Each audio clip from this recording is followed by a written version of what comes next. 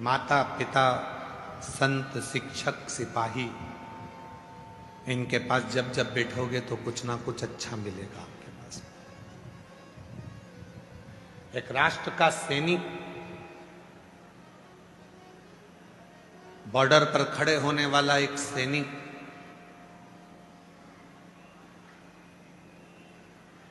जब रिटायर होकर आपके नगर में, आपके गांव में, आपके क्षेत्र में आए और आपके गांव में वो रिटायर फौजी तुम्हारे गांव में जो रहता है उसके पास थोड़ा बैठना प्रारंभ करो तो तुम्हारे अंदर राष्ट्र और तिरंगे के प्रति प्रेम जागृत होना प्रारंभ हो जाए।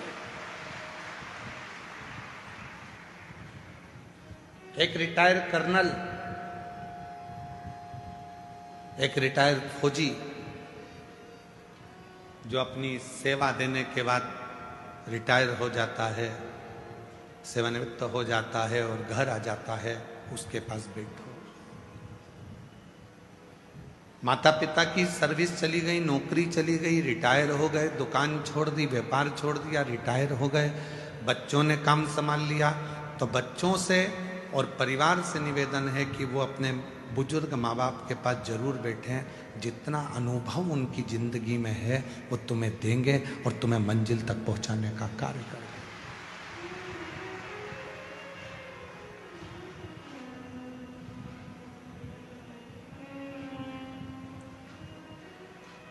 वो देंगे। आप उनके पास जाकर बैठो, आप उनके करीब में जाकर बैठो। कोई सच्चा संत है। आज के जमाने में सबसे कठिन बात तो यह है कि दिखावा इतना हो गया, ओरिजिनल संत तो मिल ही नहीं पाते। कोई सच्चा संत तुमको जिंदगी में मिल जाए, कोई अच्छा गुरु तुम्हारी जिंदगी में मिल जाए तो उसके पास थोड़ी देर जाकर बैठना, केवल वो देख ही लेगा आपको तो ही आपका कल्याण कर देगा। आपको कुछ बोलने की जरूरत नहीं, कहना ही नहीं पड़ेगा। इसलिए हमने पहले भी एक जगह कथा में, मुंबई की कथा में एक बात कही थी, आज फिर कह रहे हैं। अपन मुंबई की कथा में एक बात कही थी, वो भी थोड़ी विवाद में रही, परंतु आज हम फिर कह रहे हैं। अपने बच्चों को चिड़ियाघर और रिश्तेदारों के घर जरूर लेकर जाया करो। चिड़ियाघर जाएंगे तो जानवर को पहचान जाएंगे और रिश्तेदारों के घर जाएंगे तो उनका व्यवहार पहचान जाएंगे।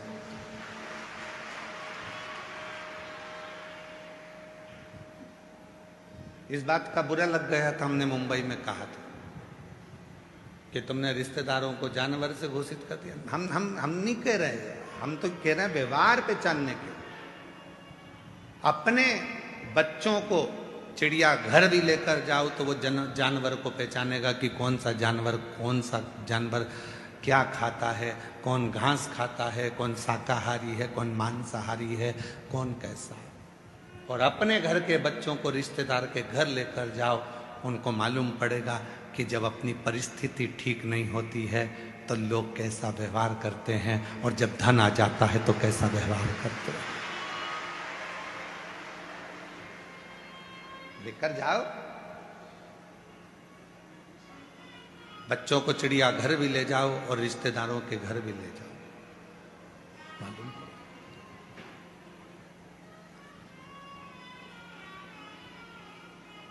देख लिया संसार हमने, देख लिया सब मतलब के यार हमने देख लिया। झूठे नाते झूठे रिश्ते, झूठे नाते झूठे रिश्ते, अरे झूठा है संसार हमने देख लिया। सब मतलब के यार